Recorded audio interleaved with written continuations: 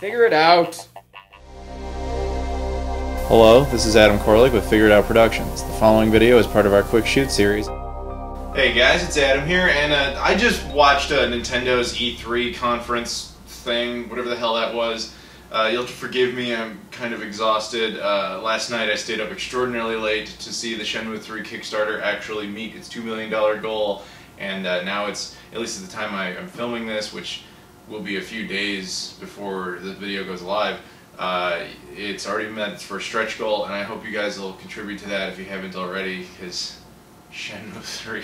But that's not what the point of this video is. The point is, of course, Nintendo's conference, and I'm operating on like 2 hours of sleep, so please forgive me if I say something weirder than usual. So, my initial impressions of this conference was it kind of sucked, to be perfectly honest. But I mean, to be fair, how the hell were they going to live up to what Microsoft, and especially Sony, was able to pull off? That's just... But at the same time, that conference kind of tells you a lot about what we've been talking about for a while now, which is that it looks like all of our fears are kind of realized, in that almost every game they announced for the Wii U was something we knew about, some of which since last year at E3. And that suggests that they're not really developing much beyond that lineup, and maybe they're preparing for NX in that regard. They kept using the excuse like, guys, this is just our stuff that's coming out in 2015, we're not thinking too much about 2016. Yeah, my ass. I'm sure they're thinking about 2016. I still maintain this NX thing is going to get a formal announcement in 2016, probably a release in holiday of 2016. That's what I'm calling. But anyway, so they did obviously make certain announcements. They had a lot less than everyone else, which again was depressing because I fucking love the Wii U. I love it. I think it's the best of the three current gen consoles. It's certainly the one I've had the most fun with. But well, whatever. I guess I shouldn't say it's the best, but I should say it's my favorite. It's the one I prefer. But okay, let's move on. Let's actually talk about something that happened. Now, the first big thing that they brought up, which was certainly their best, was Star Fox Zero. Again, a game we've known about for a long time, but they actually showed us a lot of gameplay of it, and it looks really good. It looks like a, or they even called it this, a reimagining of Star Fox 64, which of course is one of the greatest games ever. So I'm certainly not opposed to that. I stuck around till the end of the show where they actually played through a lot of it, and it looked like a lot of fun. I'm definitely excited about that, but again, that's a game we've known about for a while. Then they talked about some Amiibos and Skyliner crossovers, which is kind of weird. I don't really care about that, but I guess you're going to have certain Skylanders toys that are Nintendo characters. Then they talked about Legend of Zelda Triforce Heroes. I think that was what it was called. It's a 3DS game. Alright, I gotta be upfront with you guys. They talked a lot about the 3DS, and understandably so, because the 3DS makes them a lot of money. But I don't really care about the 3DS. It's just because I don't, it's not that I dislike it, I just don't really like handhelds in general. Like, I don't have a whole lot of passion for them. Because, yeah, some of the gaming experiences on there are great, but I just don't really like staring at a small screen. So I'm never like, holy shit, this game! I'm just like, is it on the TV? Can I watch it on the, can I play it on the TV? No? Eh, whatever. You know, so that's kind of how I was to like half of the stuff they were talking about. The game itself, yeah, it looks great, but I don't know how much I care, simply because I don't really care that much about the platform. Continuing with that, they talked about Hyrule Warriors Legends, which is basically the Wii U game, stripped down yet added new content for the 3DS. Again, if you like Hyrule Warriors and you like 3DS, this will probably be awesome for you. Then they started talking about Metroid Prime, which is of course something everybody's like, oh, a Wii U Metroid Prime, it's what we've all wanted for so long. Oh, here's the two games, Federation Force and Blast Ball, and we're like, yes! Oh wait, they're 3DS. So, yeah, I don't know. I guess that was a surprise. I honestly didn't know they were doing 2 more Metroid Prime games, but they're both 3DS versions, so I'm kind of like, eh, whatever. But, cool that they're going to exist for people who would enjoy that. Then they showed a couple of games that I wasn't super excited about. Some sort of Fire Emblem game. I know that's a really well-respected series, and a lot of people really like it. I'm sure it's very, very well made. It's just never been a series I cared too much about. Plus, we've known about that particular game for a while. Again, not really a surprise. But it's cool that it's coming out. Then they showed something by Atlas, aka Sega, believe it or not, although they still go by the name Atlas, which I'm pretty sure was Persona something or other. The title wasn't in English, but I assume it was a Persona game. But I don't really, here's the thing, I don't really play Persona either, so like it didn't really do much for me. And again, I know a lot of people are going nuts. They're like, oh yes, Persona, I love Persona. Assuming that even was Persona. See, I'm not even sure of it. Because again, the whole thing was in Japanese, but I think that was Persona. Xenoblade Chronicles X. Now this game looks really, really awesome. It's something we've all known about for a while. It's already been released in Japan for quite some time. But again, not a surprise. It's just like, here's a trailer for the game that's coming out in a few months. And I'm like, okay, cool. What are you going to surprise us with? I want the game. I'm excited about the game. But I already know about the game. Then they did a couple of Animal Crossing games. They did one for the 3DS, okay. Then they actually did one for the Wii U, but the whole game looks to be like I think it even has Amiibo in the title, I don't remember. But it was like, you have to have Amiibos for this game to really be of any interest to you, which kind of is like, come on, man.